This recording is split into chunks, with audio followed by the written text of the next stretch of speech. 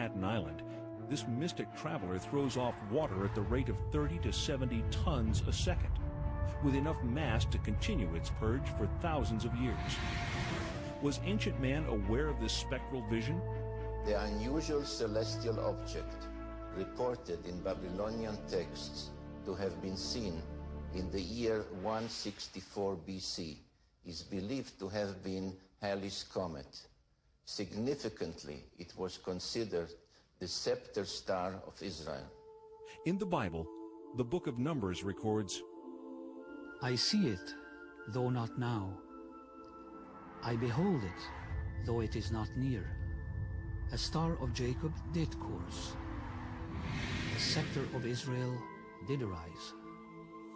Halley's Comet and its lights are truly the messengers of Genesis. When the 19th century astronomer Schiaparelli announced that he had seen canals on Mars, he was ridiculed. So too was the respected American astronomer Lowell in 1916. When NASA's unmanned spacecraft visits Mars in the 70s and again in the 90s, ample evidence of water in that planet's past is revealed. Images from expeditions to Venus and Mars exhibit visual evidence of dry sea, lake, and riverbeds characteristic of the biblical reference, waters above the firmament. Even Mercury, so close to the sun, seems to have had a watery past, yet maintaining ice at its polar caps. The NASA report reads, quote, "We are forced to no other conclusion but that we are seeing the effects of water on Mars," unquote. And, quote, "Mars once had enough water to form a layer several meters deep over the whole surface of the planet," unquote. What we previously believed to be a dry and barren planet unexpectedly emerges as a planet where water once existed in abundance. Mars joins Venus, Mercury, the Earth, and most recently the Earth's moon in corroborating the Sumerian concept of water below the firmament. Of all the elusive mysteries, the greatest is the riddle of life itself. How did it begin? From what corner of the universe did the first emanations of existence arise? Was the seed of life carried to Earth from the planet Nibiru? There has been a blending of interest in biologists on one hand and planetary astronomers on the other in the question of the origin of life. Because the same questions about how life originated on Earth also would apply to Mars or some other solar system. And just as they really can't explain how life originated on Earth, they don't really know how it originated elsewhere. Contemporary scientific thinking cautiously asserts that life arrives on Earth when certain chemical substances crash into the surface aboard a stray comet early in our planet's history. What we are trying to find out in the meteorites is to see whether there are any of these molecules related to life. There are certain molecules like the amino acids which may be described as the building blocks of life. Directed panspermia, another scientific theory, suggests that life on Earth is seeded by a race of beings from outside the planet, not by chance, but as the deliberate activity of an otherworldly society. The Bible suggests that the creation of humankind comes at the end of a long list. All the fishes of the sea, and all the fowl that fly the skies, and all the animals that fill the earth, and all the creeping things that crawl upon the earth. It was only then that Elohim created the atom. In the last few pages of the story of creation, the Sumerians point to the Anunnaki as the creators of mankind, our own benefactors of life.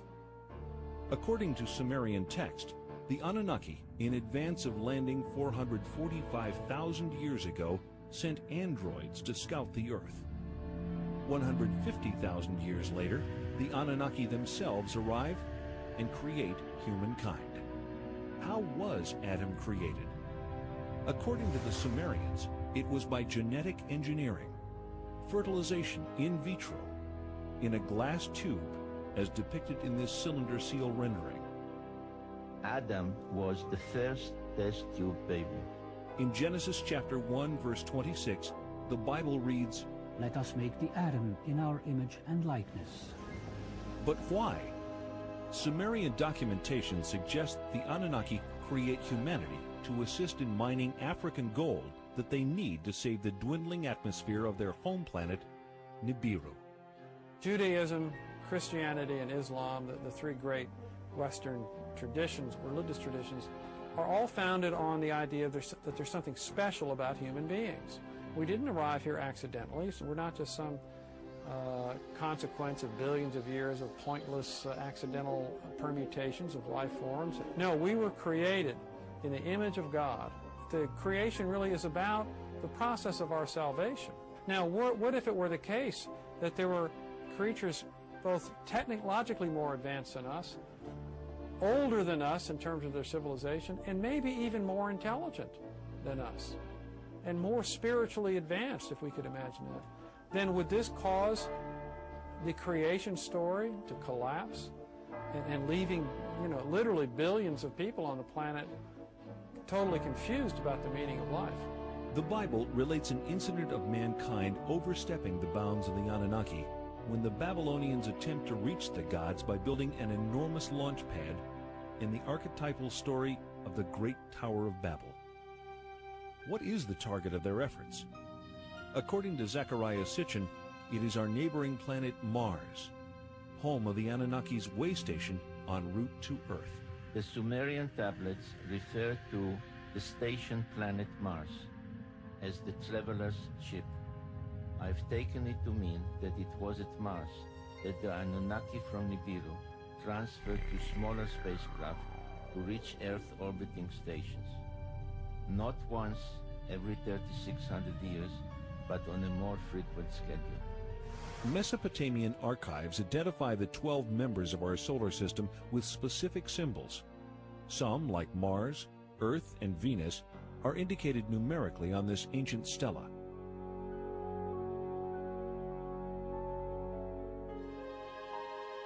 We see the sun with its many rays.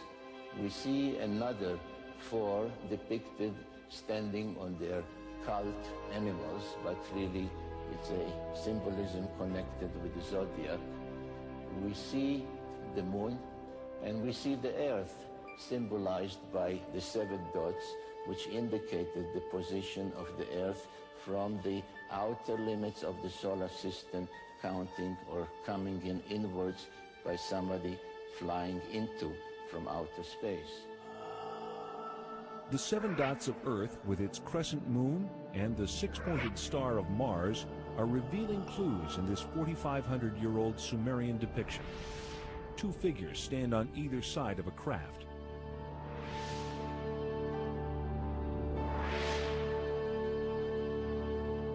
Some researchers believe that Mars was habitable as little as 10,000 years ago. When the United States launches the Mariner and Viking spacecraft to explore Mars in the 60s and 70s, enigmatic structures resembling those on Earth are photographed. This is a feature on Mars that NASA nicknames the Inca City. Here we see it compared with Sacsayhuaman, Peru. These are lines on the Mars surface. These are the Nazca lines in Peru. I feel that what has been discovered so far is very suggestive of intelligent layout, but it would be irresponsible of me to say I have proof. What I have is evidence which makes it appear as though it's been designed by some kind of intelligent thinking process, which is probably even more advanced than our current in some ways. I was especially intrigued by independent researchers' suggestions in their reports that the orientation of the face and adjoining pyramid indicated they were built in alignment with sunrise at solstice time on Mars about 450,000 years ago. Could it be that a civilization capable of space travel almost 500,000 years ago visited this part of the solar system, leaving behind monuments on Earth and Mars?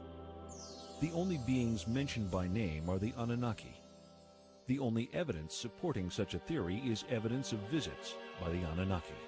We have seen societies on Earth that have been demolished by cultural cross-representation, if you like, meeting a more advanced culture. has had a severe impact on an existing culture. But I think we're intelligent enough to be prepared for that. Our civilization is technologically able to venture out into deep space on scientific quests of discovery. Can anyone then deny the possibility that members from a technologically more advanced world may have visited our solar system thousands of years ago?